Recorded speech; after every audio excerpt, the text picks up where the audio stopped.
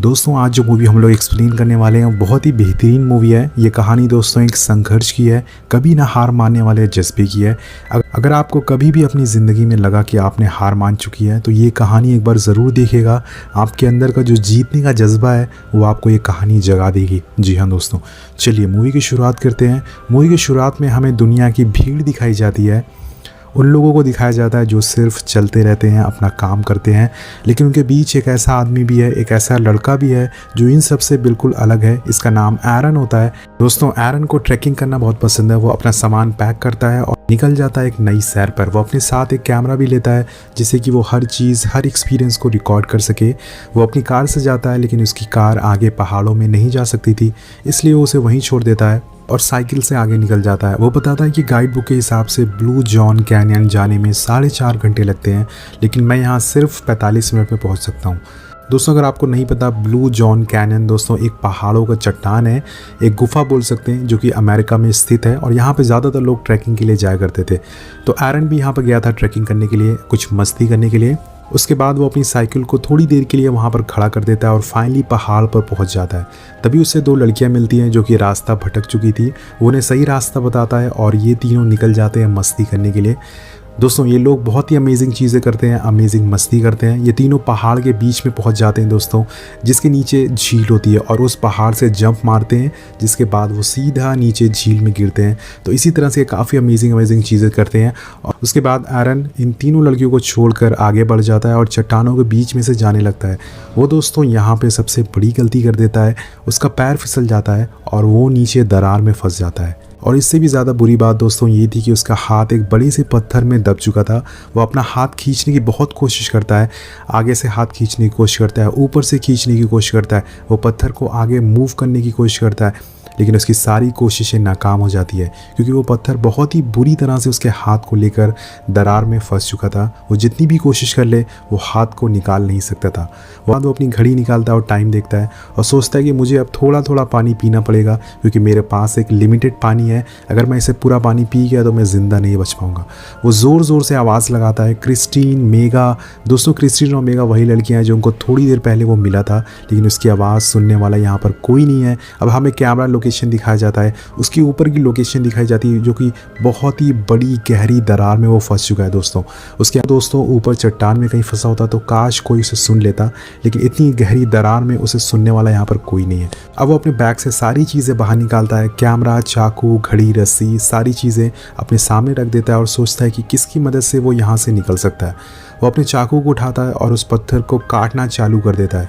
वो बहुत कोशिश करता है उसे काटने की, लेकिन इसी बीच उसका चाकू नीचे ज़मीन पर गिर जाता है और दोस्तों हम देखते हैं कि उसका एक हाथ फंसा हुआ है चट्टान में, तो वो झुक नहीं सकता है। वो अपने पैरों में एक लकड़ी लेता है और उस चाकू को उठाने की बहुत ही कोशिश करता है और फाइनली उसके बाद वो उस चाकू को उठा लेता है। तो ये काफ़ी स्ट्रगल दिखाया गया यहाँ पे। ये सीन बहुत ही अमेजिंग है दोस्तों। अगर आप मूवी देखते हैं तो आपको काफ़ी मज़ा आएगा।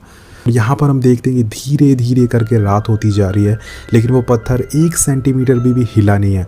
वो अपनी घड़ी देखता है और रात के 12 बज चुके थे। वो पानी का एक घूंट पीता है, लेकिन वो उस पानी को पीता नहीं है। वो अपने मुंह में उस पानी को रख लेता है और थोड़ी देर तक उसको फील करता रहता है। जैसे कि हमें कभी कभी बहुत ज़्यादा तेज़ प्यास लगती है और हमारे पास पानी ज़्यादा नहीं होता है तो हम अपने मुँह में पानी थोड़ी देर के लिए रख लेते हैं, वो भी ऐसे ही करता है दोस्तों। और यहाँ पर हमें पता चलता है कि उसको कितनी ज़्यादा तेज़ प्यास लगी है। फिर उसके बाद वो अपनी रस्सी निकालता है और उस पत्थर में लटकाने की कोशिश करता है और कई सारे कोशिशों के बाद वो उस रस्सी को उस पत्थर में लटका लेता है जिससे कि वो एक झूला बना सके और उस पर थोड़ी देर के लिए आराम कर सके, सो सके।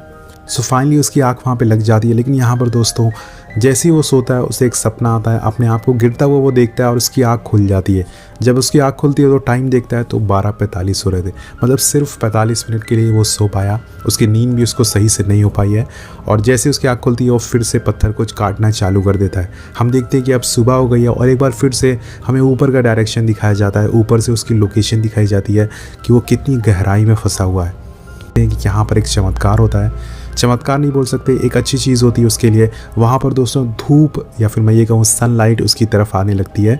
अब सुबह हो चुकी है तो सनलाइट धीरे धीरे करके उसके करीब आती है। ये काफ़ी बेहतरीन सीन दिखाया जाता है यहाँ पे। और यहाँ पर सनलाइट को एक उम्मीद की तरह दिखाया गया दोस्तों। वो धूप धीरे धीरे उसके पास आती है, लेकिन पत्थर की वजह से सिर्फ उसके पैर तक ही पहुँच पाती है। वो अपना हाथ और पैर उस धूप में रखता है उसके बाद वो सनलाइट में कहीं खो जाता है, अपनी यादों में खो जाता है, वो अपने सपनों में चला जाता है। जब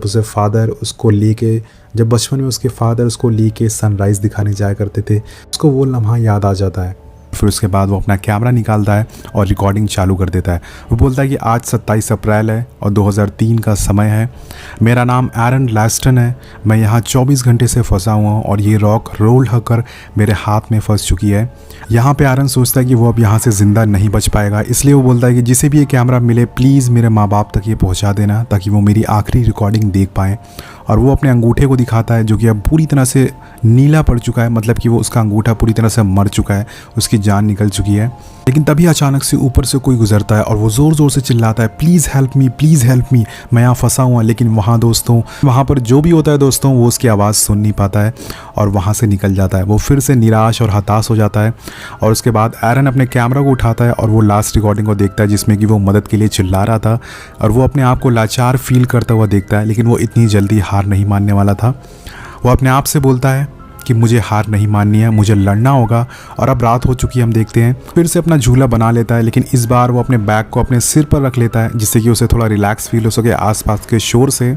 और उसके बाद वो अपनी बॉटल खोलता है, उसमें से एक बूंद पानी लेता है और अपनी जीभ पर रखता है और सोचने लगता है कि इसे आने से पहले उसने जो नहाने में कितना पानी वेस्ट कर दिया, अगर वो पानी बचा लेता तो आज वो पी सकता था।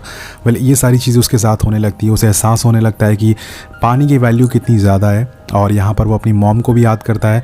जब वो घर से निकलने वाला था तो उसकी मॉम को उसको कॉल आया था जिससे कि वो उसने उठाया नहीं और उसकी मॉम से बात नहीं हो पाई। तो यहाँ पे उसे एहसास होता है कि काश वो लास्ट बार अपनी माँ से बात कर लेता जिससे कि उससे थोड़ा रिलैक्स फील होता। और अपनी माँ को याद करके उसकी आंखों से आंसू गिरने चालू हो जाता है और वो किसी तरह से दोस्तों ये रात निकल जाती है और फिर से दिन हो जाता है। लेकिन वो अभी भी पत्थर हिलने का नाम नहीं ले रहा था। उसे 24 घंटे से ज़्यादा टाइम हो चुका है। तो एरन को बहुत ही ज़्यादा तेज़ प्यास लगी होती है। वो सोचने लगता है कि उसकी कार में एक जूस की बोतल रखी है, क्या पता अगर वो उसे मिल जाती तो उसकी प्यास अभी बुझ पाती। वो एक तरह से इमेजिन करने लग जाता है। एक्चुअल में ये सीन होता नहीं है और हमें यहाँ पे दिखाने की कोशिश कर गई है कि उसे कितनी ज़्यादा प्यास लगी है और एक बोतल वैल्यू की पानी की वैल्यू क्या होती है, अगर आप यहाँ पे इमेजिन कर सकते हैं। अगर आप ऐसी जगह पे फंस जाते हैं जहाँ पर आपको पानी की काफ़ी ज़्यादा ज़रूरत है, उस टाइम हमें पता चलता है कि एक बोतल पानी की क्या ज़रूरत है। उसके बाद वो अपना फिर से कैमरा ऑन करता है और बोलता है कि आज मंडे है। मैं जितनी भी कोशिश करता हूँ इस पत्थर को हटाने की, ये मेरे हाथ में और अंदर जाता जा रहा है, इसलिए मैंने इसको काटना बंद कर दिया है। उसके बाद वो अपनी पानी की बोतल दिखाता है जिसमें कि कल रात तक सिर्फ पानी बचा हुआ है। उसके बाद वो मर जाएगा अगर उसे पानी नहीं मिला।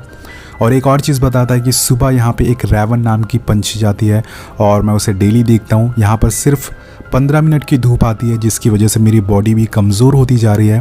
अब उसके दिमाग में एक प्लान आता है। वो अपने सामान में से एक बेल्ट उठाता है और अपने हाथ पर कसकर बांध लेता है जिससे कि उसका खून का बहाव वहीं रुक जाए और अपने हाथ को चाकू से काटने की कोशिश करता है। लेकिन वो चाकू बहुत ही ज़्यादा छोटा होता है, इसलिए वो अपने हाथ को उससे काट नहीं पाता है। और फिर एरन बोलता है कि कभी भी सस्ते चाइनीज़ सामान नहीं खरीदना चाहिए।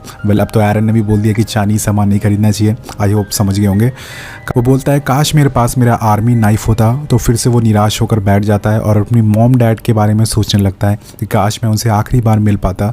वो अपनी लाइफ का फ़नी मोमेंट भी याद करता है जहाँ पर वो और उसके फ्रेंड कार में होते हैं। ये कार होती है बर्फीले पहाड़ पे जहाँ सभी कार में न्यूड हो जाते हैं, अपने कपड़े उतार देते हैं और ज़ोर ज़ोर से चिल्लाते हैं। ये पल याद करके एरन के चेहरे पे स्माइल आ जाती है और उसे थोड़ा सा रिलैक्स फील हो जाता है ये पल को याद करके। वो इस बारे में सोच ही रहा होता है, लेकिन तभी बहुत ही तेज़ बिजली कड़कती है और राहत की बारिश होना चालू हो जाती है। वो पानी अपने बॉटल में भरना चालू कर देता है, लेकिन दोस्तों ये बारिश उसके लिए आफत बन जाती है। जिस जगह पे वो फंसा हुआ था उस दरार में पूरी तरह से पानी भरना चालू हो जाता है और वो पानी में डूबने लगता है। धीरे धीरे करके वो पानी में पूरी तरह से डूबने लगता है। पल ऐसा आता है कि वो पूरी तरह से पानी में डूब जाता है और ज़ोर ज़ोर से अपने हाथ को खींचता है और दोस्तों तभी उसका हाथ उस पत्थर से निकल जाता है। वो बहुत तेज़ी से चट्टान पर चढ़ता है और अपनी कार लेकर वहाँ से निकल जाता है और एक लड़की से मदद मांगता है, लेकिन वो लड़की उसे देखकर वापस चली जाती है। अब हम देखते हैं कि ये सब सिर्फ एक सपना था दोस्तों। वो अभी भी उस चट्टान में फंसा हुआ था और वो पूरी तरह से हताश हो चुका था। उसके पास कोई उम्मीद नहीं थी।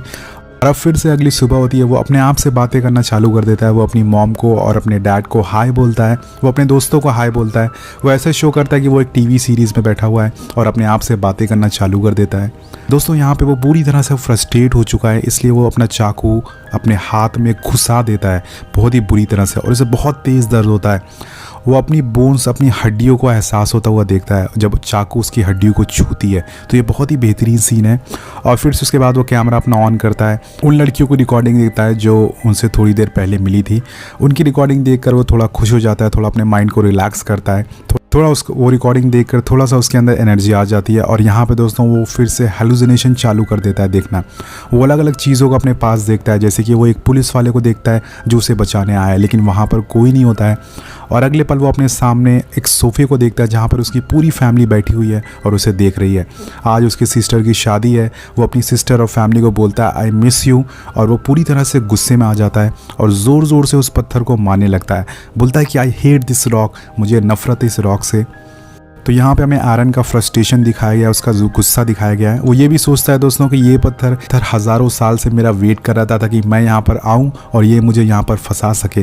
बात वो होता है दोस्तों जिसकी हमें उम्मीद नहीं थी। वो एक प्लान बनाता है, वो अपने हाथ को ज़ोर ज़ोर से घुमाता है जिससे उसकी हड्डियाँ टूट जाती हैं। वो बहुत दर्द होता है उसे। वो उसके पास कोई और रास्ता नहीं है, कोई और ऑप्शन नहीं है। और अगले पल दोस्तों अपनी कलाई की भी हड्डी वो तोड़ देता है घुमाकर, इससे कि वो बहुत ही ज़ोर से चिल्लाता है और फाइनली उसकी हड्डियाँ टूट चुकी हैं, जिससे कि वो बहुत तेज खुश हो जाता है एक तरह से और बोलता है फाइनली मैंने अपनी हड्डियाँ तोड़ दी, अब मैं यहाँ से आज़ाद हो सकता हूँ।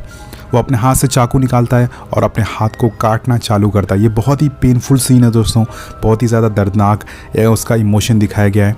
और यहाँ पे उसे काफ़ी दर्द होता है, लेकिन वो अपने दर्द को अपने काबू में करता है और अपने हाथ को काटना चालू कर देता है। बहुत खून निकलता है और एक पल ऐसा आता है कि उसका हाथ उसकी बॉडी से अलग हो जाता है। अब वो पूरी तरह से सोच में पड़ जाता है ये अचानक से क्या हो गया।